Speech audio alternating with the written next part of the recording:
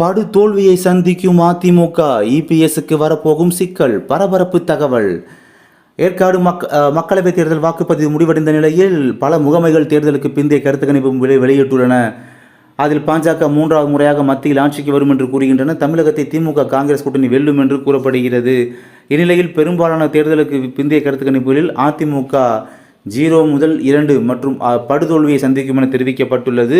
இது அதிமுகவின் ஒற்றை தலைமையாக உருவெடுத்த நினைத்த இபிஎஸ்ஸின் எதிர்காலத்தை கேள்விக்கு உள்ளாக்கியுள்ளதாக அரசியல் நோக்கர்கள் கூறுகின்றன. உட்கட்சி பூசல், ஆளுமையின்மை போன்றவற்றை கூறி மாற்றுத் தலைவரை தேர்வு செய்ய கோரும் குரல்கள் கட்சிக்குள் எழலாம் என்றும் கூறப்படுகிறது. அது எப்படி நடக்கப் போகிறது என்பதை பற்றி நாம் ஜூன் 4ஆம் தேதிக்கு பிறகுதான் தெரிந்து கொள்ள முடியும்.